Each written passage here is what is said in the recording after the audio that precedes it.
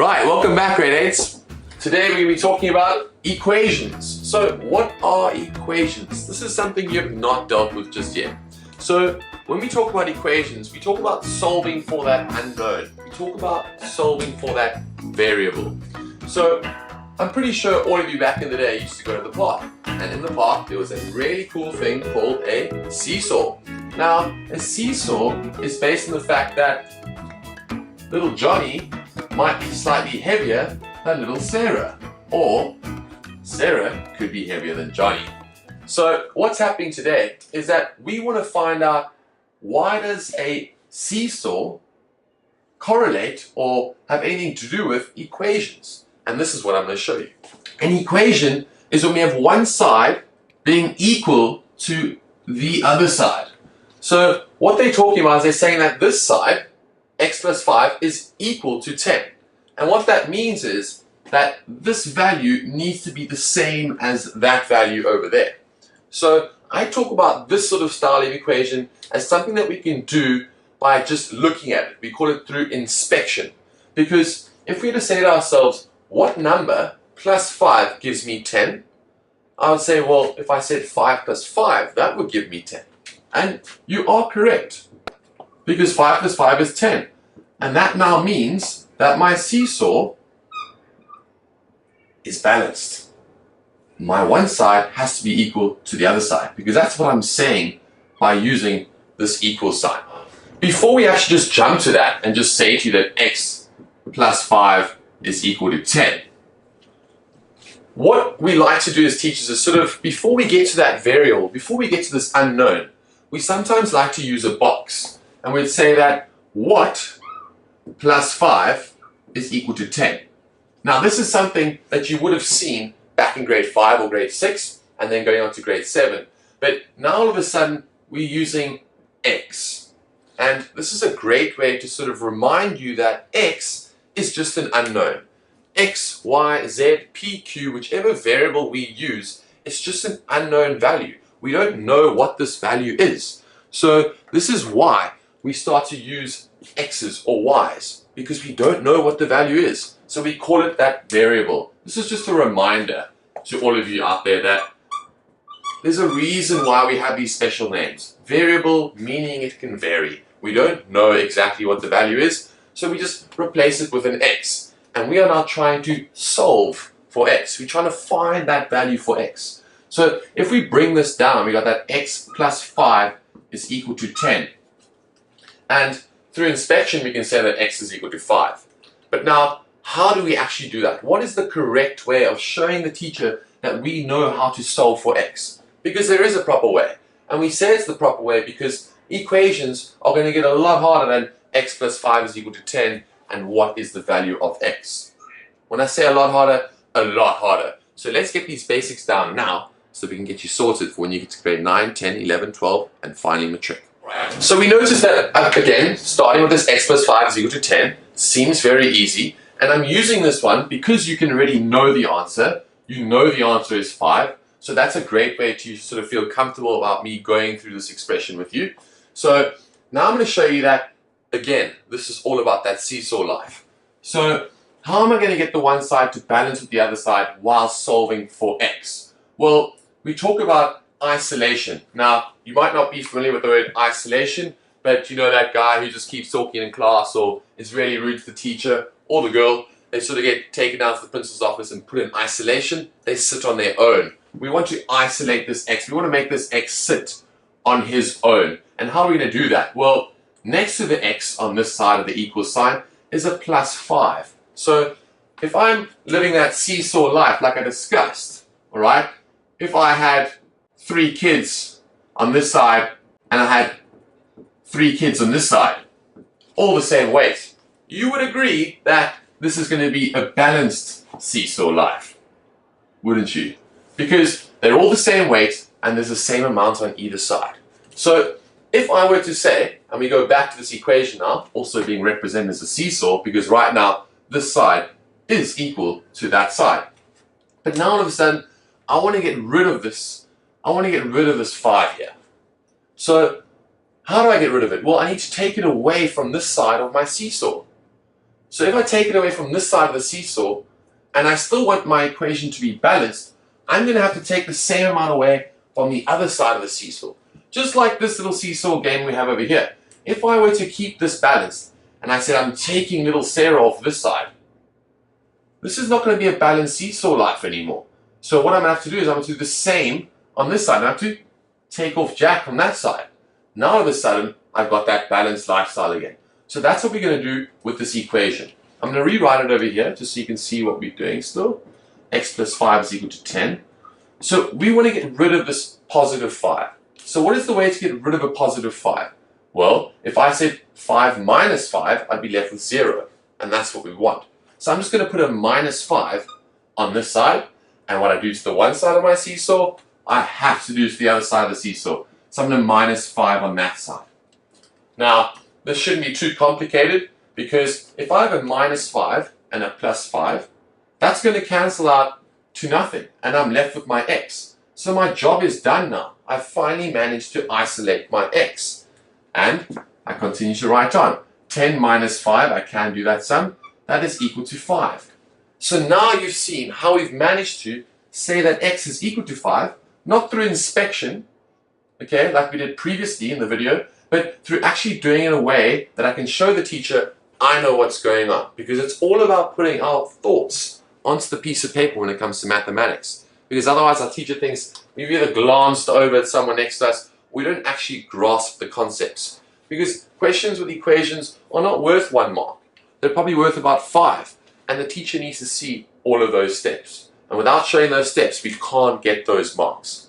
So what I'd like you to do quickly, I'd like you to shoot through this example over here. It's very much the same example. The numbers are just slightly bigger to make it seem more complicated, but it really isn't. So I'll give you a quick minute to try and solve this for me.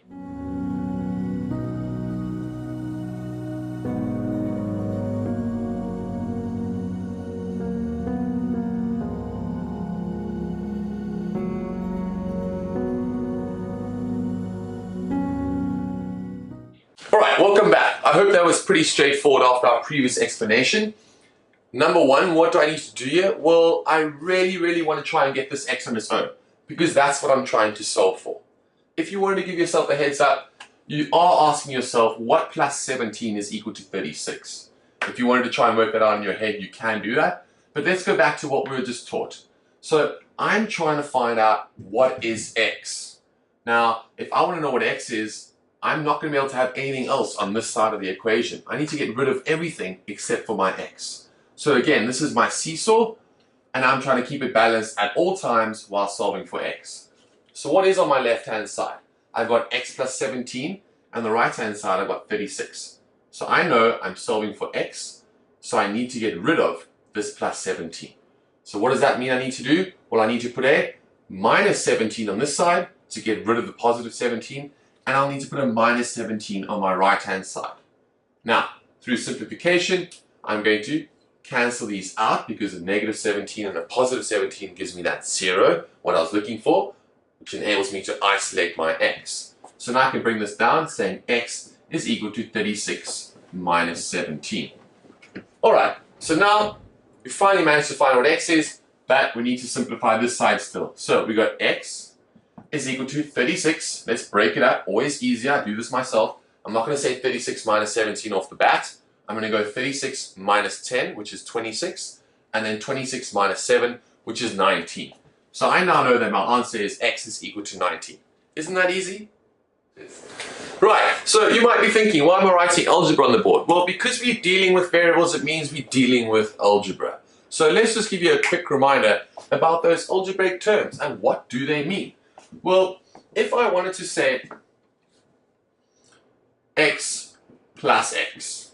Now, we don't know what x is, do we? Not at all. But we do know that whatever x is, we know that this value over here is exactly the same as that value over here, because it's an x.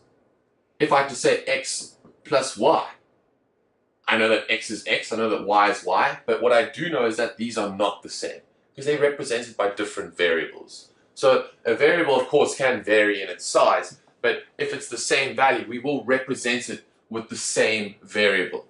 So if I had to say x plus x, I can add those, and that's going to equal to x. And this is what I actually wanted to get to here, is that what does 2x actually mean? Well, it means x plus x, but again, that still brings confusion to me. I don't actually understand what this teacher's trying to tell me. Well, let's think about it with numbers. That always makes it a lot easier. So I always tell my students that x plus x is equal to 2x. Why? Well, what if I say to you, let's use 5 plus 5. And what is 5 plus 5? Well, it's quite straightforward. It's 10. That's easy. But this still doesn't help me with this. I don't understand what is going on here. Well, if I have this 5 and this 5, we know they're the same. And that's why we're representing it with x and x. And what is 2x? Well, if I had to substitute in here, 2x means 2 times x. So if I had 2 times 5, what is my answer? It's 10. So that's why I can represent x plus x by saying it's equal to 2x. Similarly, I could say x plus x plus x plus x is equal to, how many do I have? 1, 2, 3, 4. They're all the same value. I don't know what they are right now, but I know they are the same number. So I could just say it's 4x. Because if I said x was 5, 5 plus 5 plus 5 plus 5 is equal to 1, 2, 3, 4. 5 times 4, there are 5 4s, or there are 4 5s. Not 5 4s, almost got me there. And it equals 20. Pretty straightforward. So that's why I can represent it as 4x. So now we should understand that if I have 4x,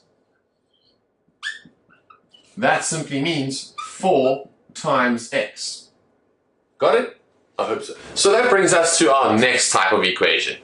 Now, we've dealt with a single variable, where we had x plus 5 is equal to 10, or we had x plus 17 is equal to 36. That's just dealing with one single variable, and we didn't have to do anything special to it in order to find it. We just had to add and subtract on either side of our equation. So what happens now if all of a sudden, instead of just having x, if I have something like this, 2x is equal to 10. Notice I'm sort of trying to stay with the same sort of sum here, just to make sure that you feel a bit more familiar with it and it's a bit more comfortable when doing. So now all of a sudden I've got a coefficient of my x. Remember we spoke about variables and coefficients? My variable would be my x. That is my variable, my unknown. And 2 is known as my coefficient. So 2x is equal to 10. What does that mean? Well, what we spoke about just before I put this sum on the board was, what does 2x mean? And we said that 2x is the same as saying x plus x, or 2 times x. Now, we could just look at this, and using that word I used earlier, inspection, by looking at it, if I said to myself, 2 times what gives me 10? Well, all I would have to do was say, can't I just divide 10 by 2? I can. Well, 10 divided by 2 is 5. So 2 times 5 does equal 10. So now we know what x is.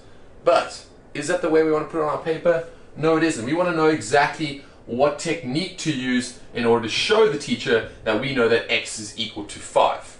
So I'm just going to give myself some room here. I'm going to take this off the board quickly. And we now want to look. So I say to you that in the last one, we want to keep this seesaw balanced, all right? We want to keep this seesaw balanced. We've got the 2 characters on each side. We want to keep it balanced and equal to one another, because that's what this equal sign means. They're saying that 2x is equal to 10. So how do we find this x? Well, I need to know how to get x on its own. I need to know how to isolate that x. So by isolating the x, I need to get rid of this 2. So previously we just had 5 plus x equals 10, and I said let me do the opposite on both sides. So now the opposite was a plus, the opposite to plus was a minus, the inverse operation. Alright, so now we've got a times, 2 times x. So what is the inverse of multiplication or times? It would be divide. So I need to divide this side by 2, and what I do to one side, I need to do to the other. So I can either say 2x divided by 2 is equal to 10 divided by 2. But in algebra, as you would have found out, we don't like to use divide signs. So I'm going to show you both ways, but I'll then show you the way that I like to do it afterwards. So 2x divided by 2 would be equal to x, because the 2's would cancel. And that will equal to 10 divided by 2, which is 5. And I've now solved for x. And I've shown the teacher that I know what's happening in order to get to x is equal to 5. So the way that I'd like to do it is, instead of using this divide sign, we said that if I had x divided by 2, they would like us to write it as x over 2. And the reason for this is that as we go on in our maths career, we're going to start cross-cancelling, which makes this the way we want to do it. It'll help us a lot.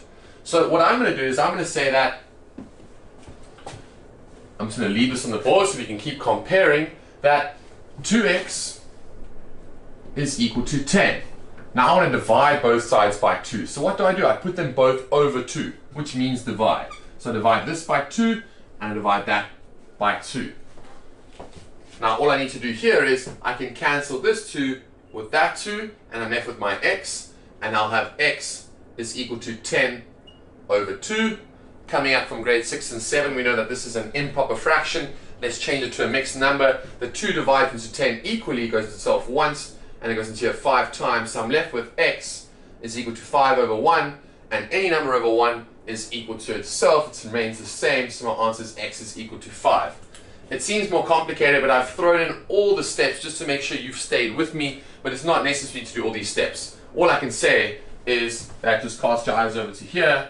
I'm just going to eliminate it, it's got nothing to do with this. If I have 2x is equal to 10, divide both sides by 2, and then what happens is, as I've shown you, my 2's will cancel. I'm left with x is equal to 10 over 2, and we know that that should be 5. So here's the 2 steps that I can use. Same as these 2 steps, I've just made it slightly longer to make sure you stayed with me and you understand it completely. Alright, so I've put this example on the board for you to do, and I'm going to give you a minute, roughly, so the video will pause while you take a little look at this one and work it out.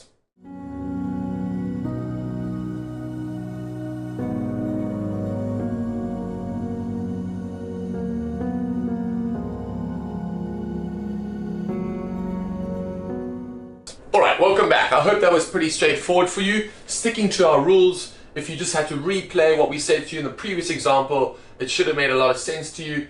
We look at our sum and we say, right, this is an equation. Why? Because I've got the left-hand side as being equal to the right-hand side. And this is our seesaw life. So with a seesaw life, we need to make sure that we're always keeping the one side balanced with the other side so that it remains equal at all times. So we said that from the beginning of the video, going back to that, if I take one child off the one side of the seesaw, I would have to do the same on the other if I was going to keep it balanced. So now we look at our sum and we know we're always trying to isolate this x, because that's what we're solving for. They're asking us to try and work out what x is. So in order for me to do that, I need to know what's happening to my x. Now, as we know, 4x means 4 multiplied by x. So how do I get rid of this 4? Well, the inverse operation, or the opposite, would be to divide. And I need to divide by the same number that is multiplying my x. So I've got 4x is equal to 16. If I were to isolate this, I would have to divide it by 4. And what I do to the one side, for the seesaw life, I'd have to do to the other side. And that should be your next step. If you're still struggling with that and you want to use this way, that's absolutely fine, which is 4x divided by 4 is equal to 16 divided by 4. So over here, what's going to happen is my 4's cancel. I'm left with x is equal to 16 over 4. And on that side, the same thing would happen, and I'll have that left with x, because the 4's will divide into 1, and 1x is the same as x. You can even have that there if you wanted to. It's just really not necessary, because 1x is x. So I'll just eliminate that, just to explain to you and keep you with me. And then x is equal to 16 divided by 4. Just going through step by step with each one to make sure you stay there. And x is equal to 16 over 4. I know that that means 16 divided by 4, and that goes in equally 4 times. So my answer is x is equal to 4. Same on this side. X is equal to 16 divided by 4, which is 4. Just represented slightly differently. I would highly suggest you try and get familiar with this way of doing it, because it will help you when you get to grade 9, 10 and further on in your maths career. So, hope that really makes a lot of sense. These are the first two that I'd like to show you, dealing with x plus or x minus, and then going into the x being multiplied by something. In the next video that I share with you, I'll be going on to the division and the more complicated versions of the sum, but I feel like this is enough to keep you in line with trying to work out equations and balance that seesaw life.